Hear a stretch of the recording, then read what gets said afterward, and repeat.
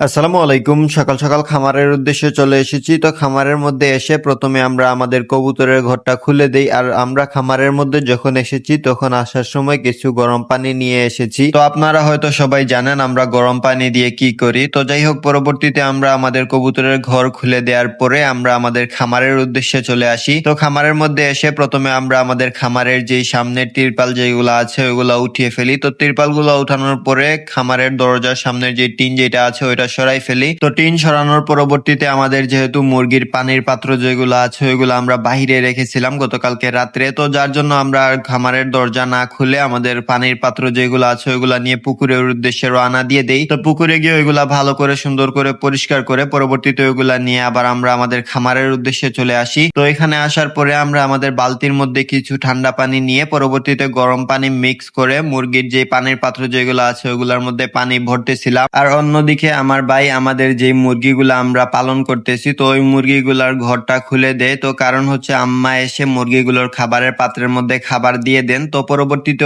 ওই আমাদের মুরগি যেগুলো আছে ওইগুলার ঘরটা খুলে দেয়। তো যাই হোক, ওইদিকে মুরগির ঘরটা খুলে দেয় আর এইদিকে আমি আমার মুরগিগুলার পানির পাত্রের মধ্যে পানি ভরে ফেলি। তো পানি ভরার পরবর্তীতে আমরা আমাদের খামারের দরজা খুলে খামারের মধ্যে ঢুকার পরে আমাদের যে মুরগি যেগুলো আছে ওগুলাকে একটি একটি করে সবগুলোকে পানির পাত্রগুলো দিয়ে দেই। তো পানির পাত্রগুলো দেওয়ার পরবর্তীতে মুরগিগুলা এসে পানিগুলা খেয়েছে। পরবর্তীতে ওদের খাবারের পাত্র যেহেতু খালি, তো যার জন্য খাবারের পাত্রের মধ্যে আমরা কিছু খাবার দিয়ে দেই। তো যাই হোক, খাবার দাবার দেওয়ার পরবর্তীতে আমরা আমাদের খামার থেকে চলে আসি। পরবর্তীতে আমরা আমাদের নতুন যেই খামার যেটা আছে ওইটার দিকে চলে আসি। তো ওইখানে এসে আপনারা হয়তো দেখতেছেন আমরা এখন পর্যন্ত আমাদের নতুন খামারে কোনো রকম কাজ করি নাই। আপনারা গত ভিডিওতে যতটুকু কাজ দেখেছিলেন ততটুকুই রয়েছে। তো কারণটা হচ্ছে আমাদের এইখানে গতকালকে ওয়াজ ছিল, আর অন্য আরেকটি কারণ ছিল আমরা আমাদের খামারের প্রায় সবগুলো কাজ করে ফেলেছি আর কিছু কাজ বাকি আছে, যেমন আমাদের খামারের দরজার কাজ বাকি আছে এবং সাইটে কিছু টিন দিব, তো টিনের কাজটাও বাকি আছে। তো আমাদের কাছে টিন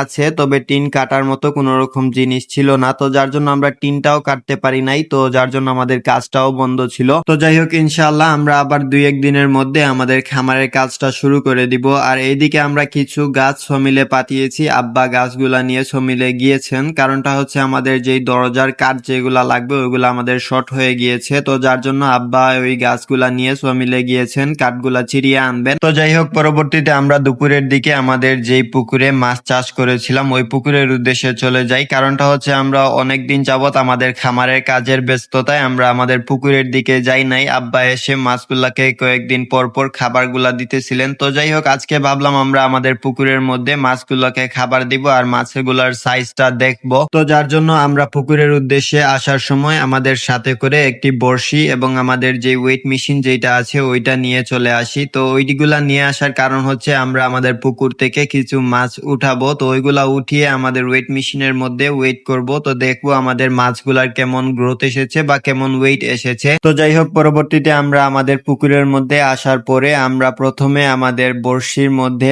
ভাত গিতে ভাতের টোপ দিয়ে আর কি মাছ ধরার চেষ্টা করেছিলাম। তো ভাতের টোপটা পানির মধ্যে দেওয়ার পরবর্তীতে মাছে এসে ভাতের টোপটা খাচ্ছিল না। তো অনেক সময় চেষ্টা করার পরবর্তীতে দেখতেছিলাম যেহেতু আমাদের ভাতের টোপটা খাচ্ছে না, তো যার জন্য ভাবলাম আমরা আমাদের মাছের যেই খাবার যেগুলা নিয়ে এসেছি তো ওই খাবারগুলা কিছু ছিটিয়ে দিলে আশা করি মাছে এসে আমাদের ভাতের টোপটা খাবে। তো মাছের খাবারগুলা ছিটিয়ে দেওয়ার কিছুক্ষণ পরেই আমাদের বড়শিতে একটি পাঙ্গাস মাছ গিতেছিল। তো ওই পাঙ্গাস মাছটা উঠানোর পরে দেখতেছিলাম পাঙ্গাস মাছটা মাশাআল্লাহ অনেকটা বড় এবং অনেক হেলদি হয়েছে। আর এখন আমাদের মাছগুলা আমাদের পুকুরের মধ্যে ছাড়ার প্রায় 50 দিন প্লাস হয়ে গিয়েছে। তো আমরা মাছ উঠানোর পরে ওয়েট করে দেখেছিলাম ওইখানে একটা ছিল প্রায় 37 গ্রামের মতো আর বাকি যেগুলা ছিল ওগুলা 20 থেকে 25 গ্রাম প্লাস ছিল। তো আশা করি আমাদের মাছের গ্রোথ যেটা আছে ওইটা মোটামুটি ভালো এসেছে। আর আপনারা অভিজ্ঞ যারা আছেন তারা জানাবেন আমাদের মাছের গ্রোথটা কেমন এসেছে, যেহেতু আমরা ফার্স্ট টাইম মাছটা লালন পালন করতেছি বা মাছের চাষ করতেছি, আমাদের ততটুকু অভিজ্ঞতা নাই। তো যাই হোক, আপনারা আমাদের কমেন্টে জানাবেন আমাদের মাছের গ্রোথটা কেমন এসেছে। তো যাই হোক, আজকের ভিডিও আমাদের এতটুকু। আপনারা সবাই আমাদের জন্য দোয়া করবেন, আমাদের খামারের জন্য দোয়া করবেন